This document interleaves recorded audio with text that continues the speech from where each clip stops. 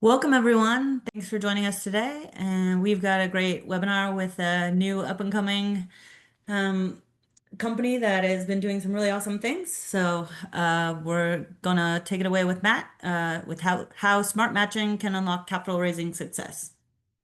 Thank you, Kylie. Appreciate all your work putting this together, and happy to have a guest this morning who's doing some interesting things that going to be a fascinating conversation, I think.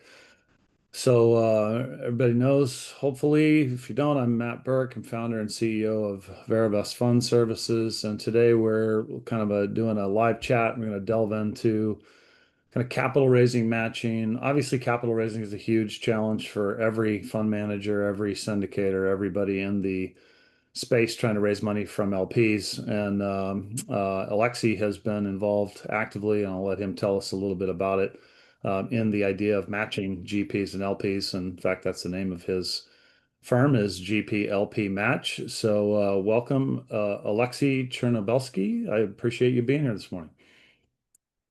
Thanks so much for having me. You guys made such a fancy presentation. I might have to take it afterwards. Yeah, well, I appreciate you being here. Lexi and I met on LinkedIn and have formed a pretty good communication back and forth. Try to do a little business together, certainly us referring people over and him doing the same, and hoping to continue with that. But I found it fascinating just kind of what Alexi's doing, and I've got a presentation here, and we'll kind of work our way through these slides. But I wanted to start, Alexi, is I know that kind of tell us a little bit about your background, kind of how you got into this, what appealed to you, and I know that you also have a newsletter for LPs. So why don't you give us a sense of kind of your background and kind of how you got into this space? Yeah, for sure. With pleasure. So, again, thanks for having me. It's really nice to be here. I think just at a high level, I worked in all types of investing prior to moving to Phoenix, which is sort of well, that was my start in real estate as well. I landed at a at the time, public REIT, real estate investment trust called Store Capital. Worked my way up there and, had a great time. Ultimately led their $10 billion portfolio in terms of anything sort of underwriting and portfolio related. So, got to see and underwrite and lead sort of the investment team on billions of transactions. And then left at the perfect timing, which was, I think, January of 2022. That was sarcasm.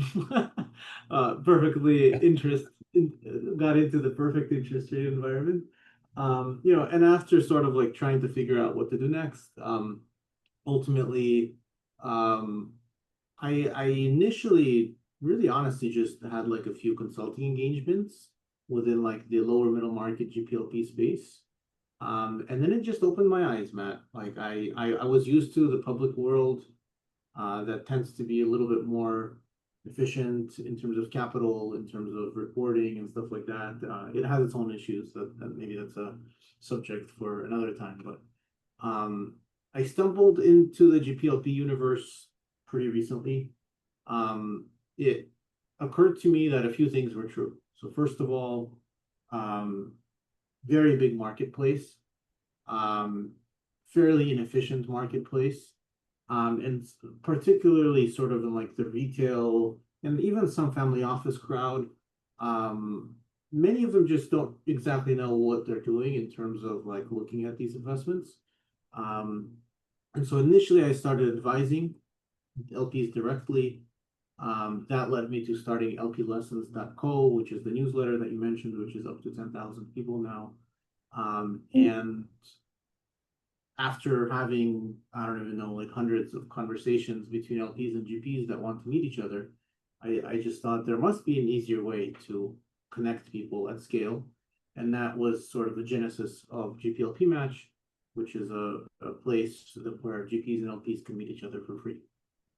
Yeah, yeah, and I mean, look, and crowdfunding came along in 2013 after the Jobs Act passed, right? And that was kind of a watershed moment in the way a lot of these private folks went out and tried to raise capital, right? Between that and Yeah. social media and the internet.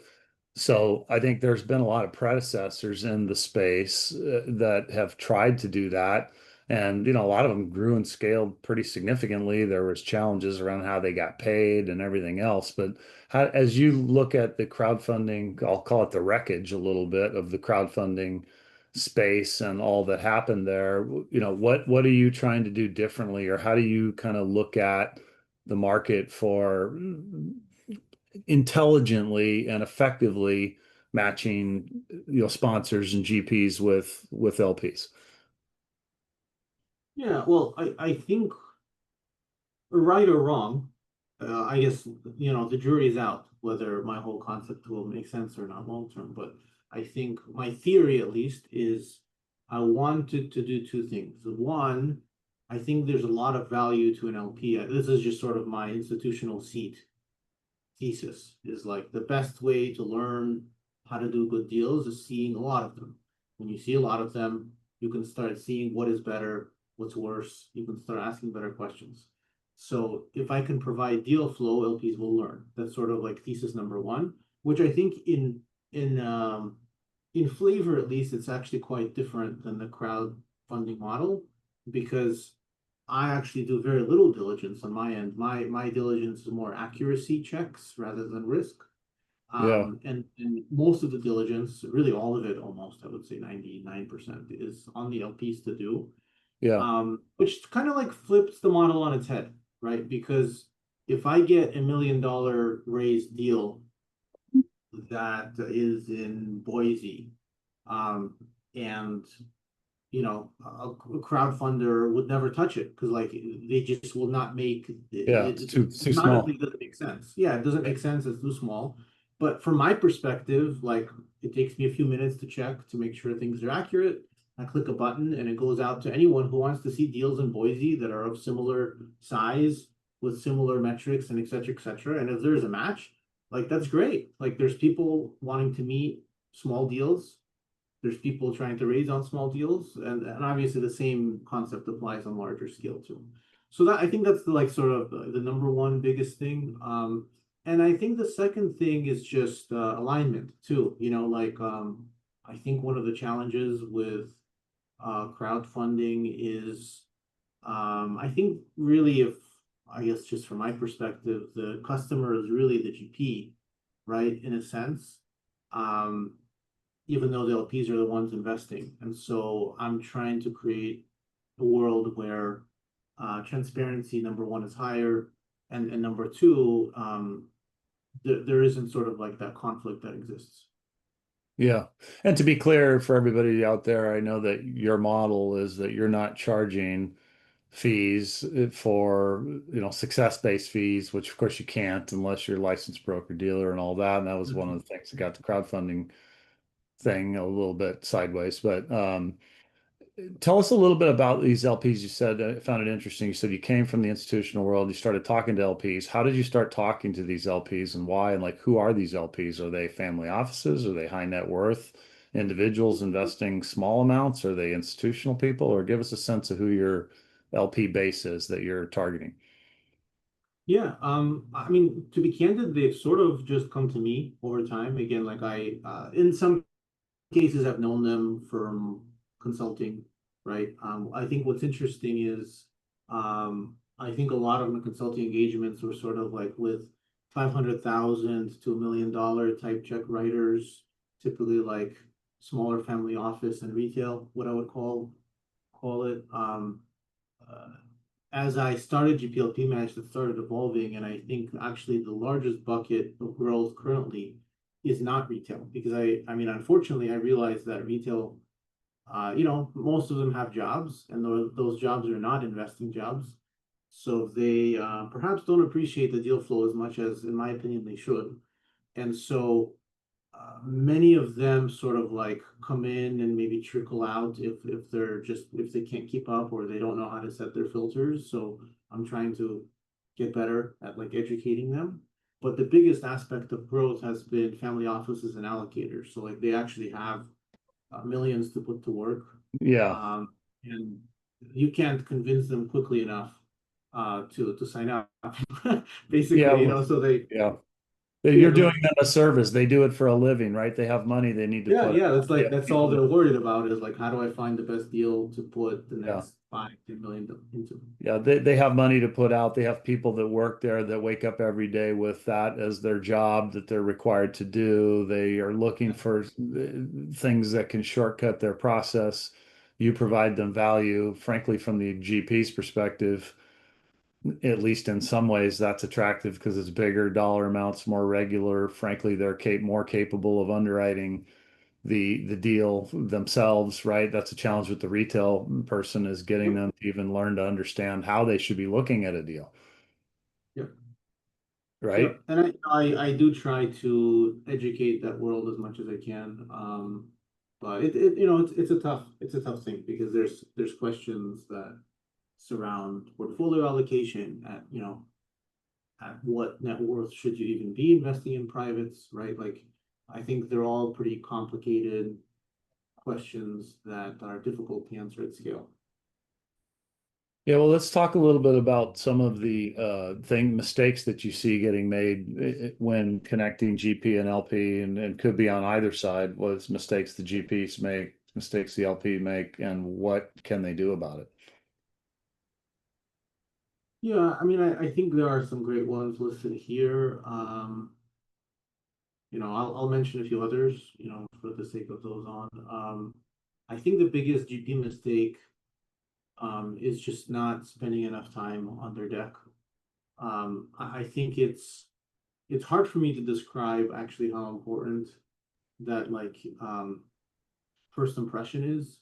I think that is particularly the case when you don't have a prior relationship, which is basically all I do, right? Meaning the LP sees your deal for the first time, and they might have 10 million liquid, but they opened your deck, and even though the deal might be good, they drop off after the second page because there's a mistake or whatever it is, or you forgot the address. I've seen many of those cases.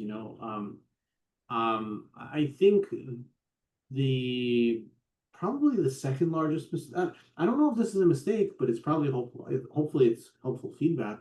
Is I see like a very big bid-ask spread between um, split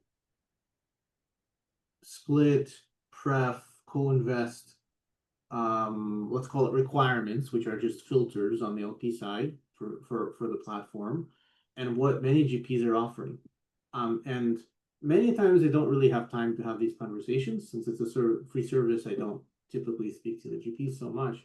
But like the times that I do speak to them, I would say over 50% of the time, the story is the same. It's, hey, I've been raising for a few years from friends and family, and it's been going really well, but that I want to diversify my capital base, so I decided to post this. And unfortunately, the reality is they're just like on another planet relative to where like the broader market is in terms of splits and prefs and co-invest and all that stuff, and fees. That's another one. And so that's probably the biggest. Again, I'm not Yeah. sure that it's a mistake because ultimately GPs can charge whatever they want. I always say that. I think it could potentially be a mistake in the sense that you could be closing more than 50% of your current meetings, right, at better terms. And so I think there is a trade-off between like how much time do I want to spend fundraising and how much time should I allocate to finding new deals. Does that make Well, sense? yeah, well, and to your point, I mean, they can charge whatever they want, but ultimately they can charge what the market will bear and what people will actually Yeah. invest in, right? And what Right. do you view as, to give the people on the call or the webinar here some sense, Aleksey, my recollection is, and correct me if I'm wrong, most of the deals on your platform are syndications, right? These are individual transactions, not necessarily pooled investment funds. Is that right? So I send like 2 to 4 deals a day on average, I think. Um, I would say probably 15% are funds, to your point. It's a Yeah. minority. And then the rest is a nice split between single asset deals or portfolio deals. But that Yeah. syndications, as you said, yeah. Yeah. And on portfolio deals, it's a finite, defined number of Yeah, properties exactly. With exists. financials So, and all that yeah. jazz. It's very similar to single asset. Yeah. Yeah. So in that instance, like what do you view as, just to give people a sense, and I know there's no magic number, but when you say people are, way off base in terms of what they're asking for versus what LPs are looking at, what do you view as, I'll call it market terms that people should be asking for or that LPs in your world are expecting? So if you give me no other information, I think I would say 80-20 over an 8. Yeah, With the co-invest like between 5 to 10%. yeah, Of course, it depends how large the deal is, or there's yeah, nuances there. Um, Now I will say, one way we currently do make money, actually. I think we haven't caught up in a little while, but like I have a whole team now, we have engineers, and one way that we've monetized in the past few weeks is we rolled out a subscription that allows you to comp yourself to all the other people that I've sent deals on while keeping everything anonymous. The reason why I mention that is like the feedback is extremely sensitive to property type, as an example. That's number one. And I've like ran stats on this. It's abundantly clear, for example, if you have 10 realized investments in mobile home parks versus 10 realized investments in multifamily, you should be charging different splits. You yeah, should be. Like the market allows for it. So like you would almost be crazy not to do it, and you're sort of like leaving room on the table, or leaving promote on the table. Let's call it. On the other hand, the other extremely sensitive one is property type, and the other one is like how experienced you are in terms of realized investments. So round trip deals. I think both of those metrics, it's almost hard to answer the question, Matt, because at some point, once you become really experienced, you can basically charge whatever you want in a sense, if the deal is good enough to some degree, right? It might take you a long time to fundraise, but by that point, you yeah. probably have like a good LP base, you know. So yeah, hopefully that helps. Yeah, describe the way that the system works in terms of the LP. You talked about filters, like how are LPs coming on there, and how does your system work or your platform work with respect to what goes out to LPs, what they're looking for, et cetera? So it is like stupid simple, Matt. It's like you register. I think it takes like 15 seconds.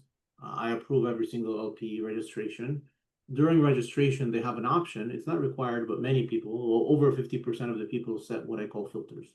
What are the filters? It's anything from like what property type do you want to see? Do you want to see multi only? Do you want to see everything? Do you want to see office only? And et cetera, et cetera. Um, you also see splits. What type of splits are you okay with? What type of acquisition fees? What type of co-invests?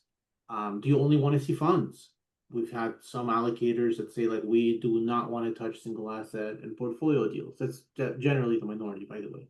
But we've had some people say I only want to see funds, and that's it. Don't bother me otherwise, right? Some other people say I do not want to see funds, and I only want to see single asset and portfolio deals because it gives me a little bit more comfort in what I'm investing in, so that I can do more diligence. And then, downstream, there's all types of other things like what states do they want to exclude?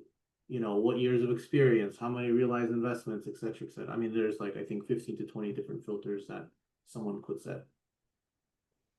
Yeah, and do you have a sense of, I know that you're not charging, and if I say anything incorrect, please correct me, but my understanding, so a GP can list a fund or a syndication on there at no cost, right? Now there may be a subscription service and I know you're figuring out ways to monetize the platform because obviously over time you have to make money at it in some way or it doesn't make sense. But GPs can list at no cost. LPs can come on also at no cost and filter it. Do you have a sense of how much capital is being raised or how much has been raised? I know that you don't need to track it for the purposes of calculating any money that you would make because you're not making money off of it, but it's always helpful to know that from the standpoint of marketing it to various parties. Do you have a sense of that? Yeah, so first of all, you're correct in that both parties can have really the full benefit of deal making for free. I've made that intentional choice because I think if you start charging like I think a pay-to-play model, at least this is my thesis now, I think it'll actually negatively impact deal flow, and I think it'll make for a worse experience for the LP. And the subscription that I mentioned is all additive, meaning it's like it's basically for GPs that want additional insights, but to your point, you can post for free and get LPs. Wires to date have been 11 million that I've been able to track. That's the hard part, and I'll tell you why that's hard. Yeah. Number one, LPs reach out to GPs directly, and I have no way of tracing that other than one of them letting me know eventually, right? Yep. And number two, we've had dozens of millions of dollars in term sheets that have been rejected by GPs as well. Meaning, many times LPs do not invest on the first deal. Many times allocators will send a term sheet out to GPs and form a relationship, but maybe the raise was already halfway done, and they can't write the entire check, right? So there's also some nuances beyond wires. I think over time I've realized that it's more of a, I'm not in necessarily like the wire facilitation business. I'm more of like how can I connect the best people together business in a sense. Yeah. Yeah, and while we're getting toward the bottom of the hour, if anybody has additional questions, feel free to type them into the chat box there in the Q&A. Aleksey, you mentioned you have hired engineers now. I know that when we first met, you were doing this all by yourself. Sounds like you got some people on team now, and technology plays a big role. And how do you see technology's role in all of this, and what are kind of your, maybe give us a sneak peek of your forward-looking plans on where you see the platform going? Sure. Yeah, two engineers now. One is AI PhD. The other one like a full stack developer. So like really anything back end or front end is built by the phenomenal software person. Anything AI related, some of which I've mentioned already, is very much built by the PhD. So and obviously they work together a lot too. So in terms of the role, I'll say a few things like to give you an example, for a long time, probably 4 or 5 months, ever since I started, one of the top questions from GPs was like, how can you help me be more successful? Meaning, what should I change? How do my terms compare? Do you have any feedback on my deck? Right. And so about a month and a half ago to 2 months ago, we rolled out a subscription. Part of that subscription is like simple software, which is like, hey, can you query the database of sent deals and help this GP understand how their terms compare to other terms, right? So that's like fairly simple code, let's call it. Other aspects are actually pretty complicated, which is, can you look for deals that are of this most similar flavor, meaning purchase prices that are within a similar range, right? And you sort of need discretion there, and that's all done by AI to figure out sort of like what are the top closest matches while still having some strict variables as well. Another example is, again, I got a ton of feedback from GPs asking for feedback on decks. So the PhD actually built a very live and breathing large language model that learns on itself. So like you send it. We trained it on like hundreds of my articles, many of my calls with different GPs. I've given it like personal feedback, and so now you push a PDF through it. It typically takes about 10 minutes to think. Then you get a notification, and then you get feedback on every single page of your deck. To date, we're only 2 months in, but to date, I have not had anyone run that and not make at least one change. And I would say very often people take a few days to update all the changes. They're almost overwhelmed to the point where they're asking us like, hey, can you add a feature to export this? Which is cool to hear. And the cool thing, Matt, also there's just like things that I've just realized how dumb I am in terms of like AI's abilities. Like one very simple thing is anytime a piece of feedback is good or bad, people rate it, and the model learns on itself live from every single iteration with with one of the GPs. And there are like pretty wild intricacies as well that I've like slowly picked up from, you know, the engineers, where like we actually have several models where one AI is talking to another AI to figure out which one is correct. Meaning, right now, one of the challenges is figuring out whether like what's best for reading a PDF, for example. Is it Grok? Is it ChatGPT? Right? And many times we'll like built in logic for sometimes both of them to run and test each other and basically argue behind the scenes until there's a conclusion. And like these are just all things that I was just so oblivious to, but I mean it's just amazing to see what like technology is capable of doing.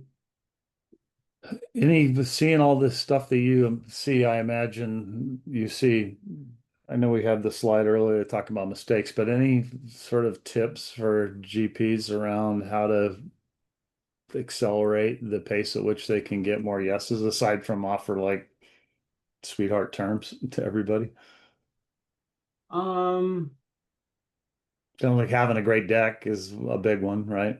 yeah, I think I mentioned that. Like, I think to be clear, the biggest one is just terms. People are, I think, many times, they do not want to change terms for obvious reasons. But I would say that if your deal has enough room, I think in many cases it actually makes sense to fundraise faster so that you can get on with your day and move on to finalizing the property, purchasing it, and hopefully doing five more. You know, meaning there's really a question of scale here. Are you trying to get the most promote, but do let's say 1 to 2 deals a year? Or do you want to get much better terms out to LPs and you have the deal flow necessary to push out 5 to 10 deals a year? In which case, like, I mean, I'm not saying everything is about wealth, right? But like, if for a second we were to pretend that it was, well, the promote, even on worst economics to the GP on 5 to 10 deals is much, much greater than the promote on a few, right? So there's like there's a business decision there, I think, that you have to make. Yeah. Yeah, I had a few questions I'm trying to sort through for relevancy here. But I'd say one in particular is talking about using AI for evaluating decks. Did I catch that right? Are you rolling that out as a service for GPs? Yeah, that is live now as part of like our premium subscription. Again, we have not had a GP like run a deck review and not change at least one thing. I will tell you, we have also had GPs surprisingly um, use the compliance part of our feedback a ton. You know, like that was actually part something I was gonna cut because I was like, I don't know, like we're not attorneys, I'm nervous, right? But I got convinced into it, and it was like been incredible. Like they screenshot some feedback that our LLM gave them to their attorney, and the attorney is like, man, like that's actually a good point. Like we should put that disclaimer in, or we should change X, Y, and Z because it's really like not really SEC compliant, right? And Yeah. I think in terms of just overall feedback on AI, in terms of deck reviews, um, I don't know how to explain this, but I've both been floored by its capabilities, and at the same time, sometimes I'm like, man, like there's just so much room for improvement, right? And I think at its bare minimum, I don't see why anyone wouldn't at least try to run their decks through some sort of LLM just to make sure that they're not missing anything simple like grammar or whatever. Um, for like more advanced thinking, such as comparing page 2 to page 15 and allowing you to understand like very deep details, like that takes work that I can't even explain how to do myself, right? So I think Yeah. there are levels to this. The potential I think is huge, and we've seen some of it already. But I mean, it'll be pretty incredible to see what comes out over the next few years. Yeah. Well, how do people, so I'd encourage anybody interested in learning more, reach out directly to Aleksey. How do people get a hold of you and learn more about your platform? And they can find you on LinkedIn, I know, but why don't you go ahead and Yeah. LinkedIn link looks like it's right there, and my email is just my first name at gplpmatch.com, which is awesome. Looks like it's on the side. Yeah, well, I think what you're doing is fascinating, man. I mean, I've admired the approach from day one. I think just being able to do it where you're not charging either side, figure out another way to monetize it. There's a lot of people that have tried to figure this out over the last 10 years, and some better than others, but hopefully you're on the right track, and I wish you all the success in doing so, and certainly valuable service for both LPs and GPs if done right. So thank you for being here, Aleksey, this morning. I greatly appreciate it. Thank you. Thank you so much for having me. It was wonderful Okay, to well, be there's my dog, so it's a good time to here. good time to wrap up. Just So in time. thanks everybody for being here. Join us Thank next you. month. We'll have another interesting topic coming up here sometime next month. Kylie has all the details, but follow us along in our newsletter and everything else, and we'll see you next time. Aleksey, thanks so much, and thanks everybody for being here.